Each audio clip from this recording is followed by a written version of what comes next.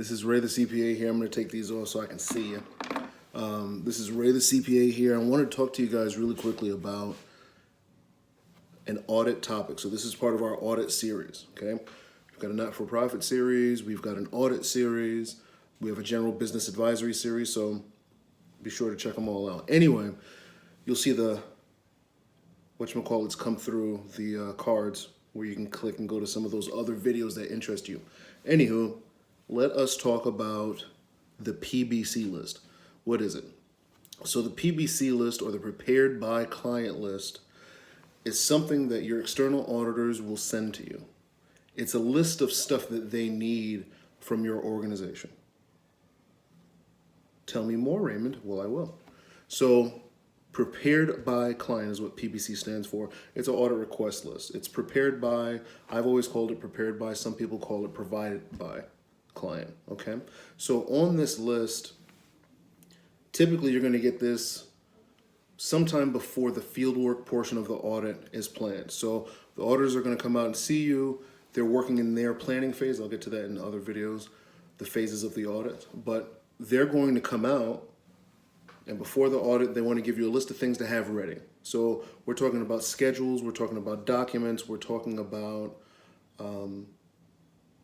support and transactions. So one thing that they're absolutely going to ask you for is the trial balance. Now, the trial balance is the culmination of all of your general ledger accounts as of the end of a period, right? So for the year ended, for the 6 months ended, you'll have a trial balance. Now, what the hell's a trial balance, Ray? Okay, I'll tell you. So trial balance is a summation and encapsulation of all of your general ledger accounts. Well, Ray, what's a general ledger? Okay, a general ledger is the book of record for your company. What does that mean? That means that every accounting transaction that you have or that you perform is stored in the general ledger. Now, that name comes from back in the day.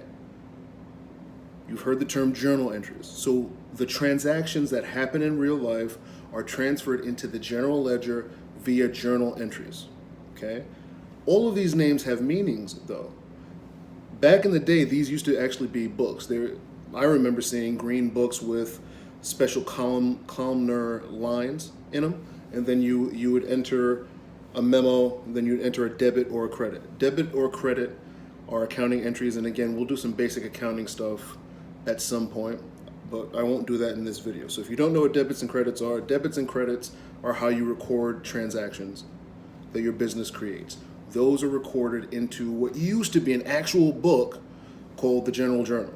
From the General Journal, every month you would close it into the General Ledger. Then your General Ledger is encapsulated in the trial balance at the end of a period, okay?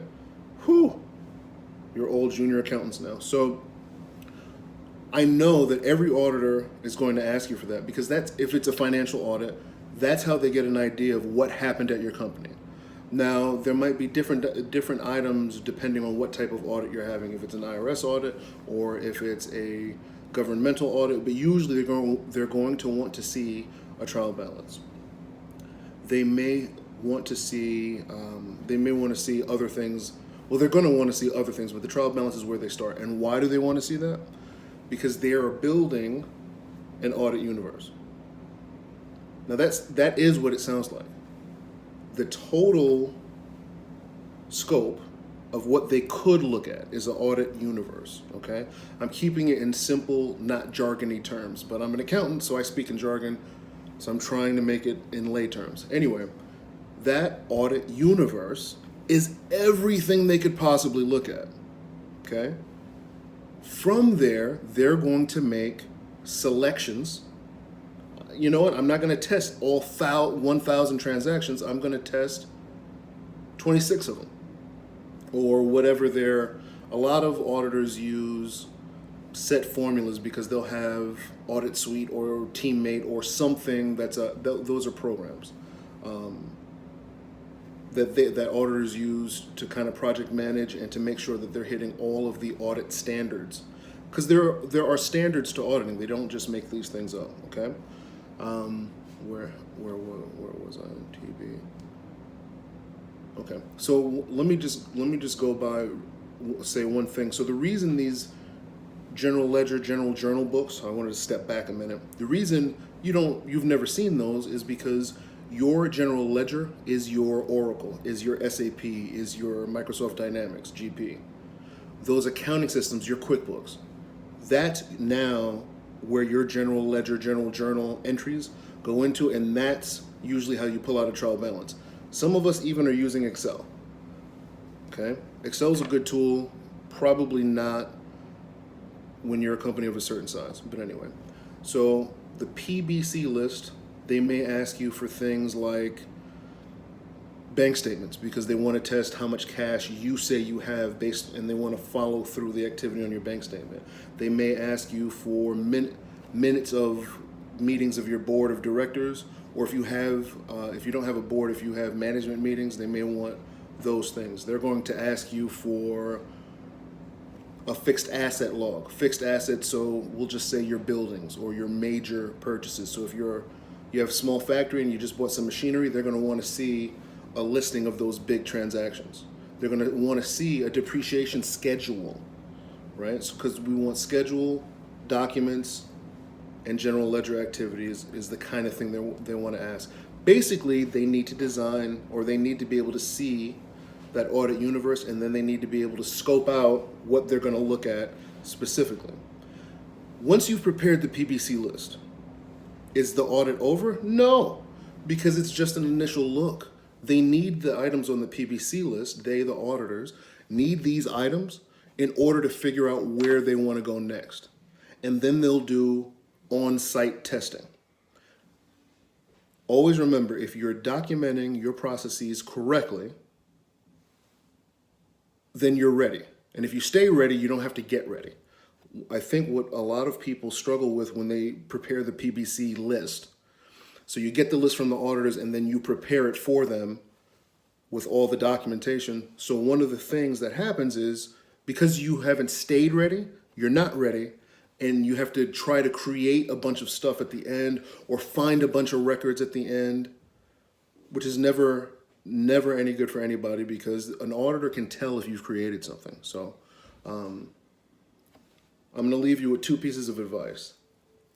One, stay ready so you don't have to get ready. What does that mean? That means properly document your transactions.